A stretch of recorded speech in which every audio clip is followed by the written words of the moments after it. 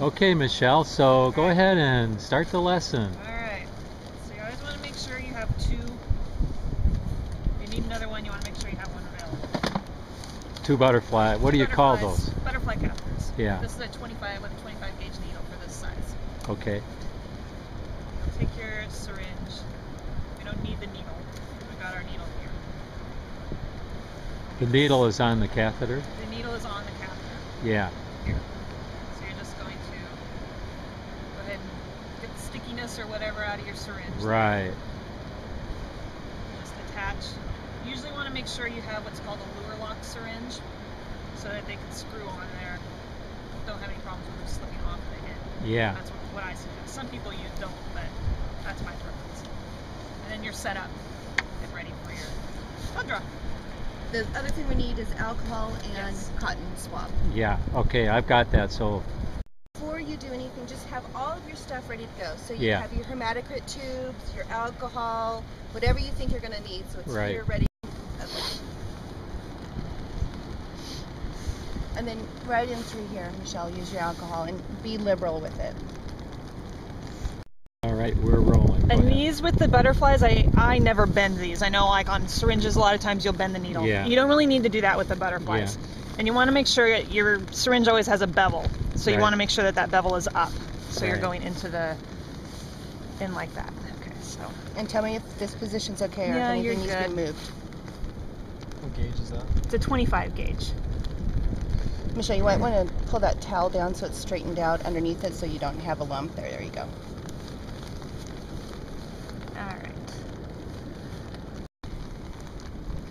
So then you're just going to bevel up into your vein. You can see we're in. Mm-hmm. I'm just going to draw back slowly. Sometimes you have to position, you might be up against a wall. Mm-hmm. There we go. So you might have to pull out just a little bit or reposition a little bit. And then Dan, look at the tension that she's putting on the syringe. So she's not pumping it, she's just kind of pulling it back and leaving that space as it draws it down into the syringe. So you're pulling the syringe back. I am. I'm pulling that plunger back to create Yeah. a little bit of pressure there. Okay. I see sometimes it's going toward the bird. It's going, it's not going back all the Right. time. That's all right? Yeah, that's Okay. fine.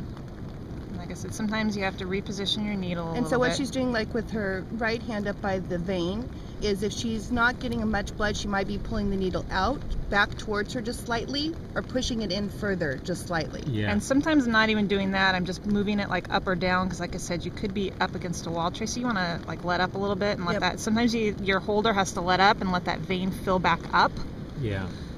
Okay, go ahead and hold off again, Tracy.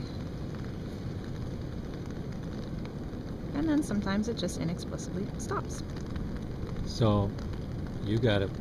There we go. Okay. Give him a little bit there.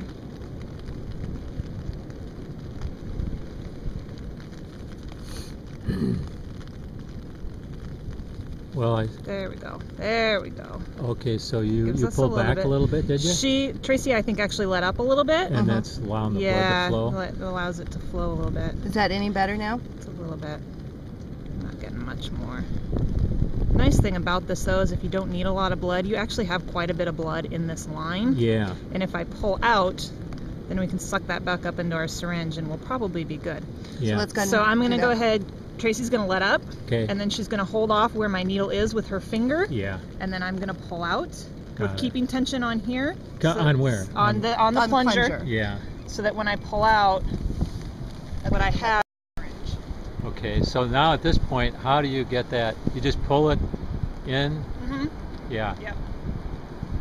And You- then you can. Here, we'll just use one. So if you wanted to put it in your purple tops, your EDTA tubes. You can just do this. Yeah. Sure. So that line held about a cc? Probably. Looks like. Yeah. I mean, it's plenty for what you need. Yeah. And then the other thing that he'll need to do, Michelle, and so he would have to still use this, is to put a little bit in a hematocrit tube. Yep. Okay. So I would have liked to get a little bit more than that. that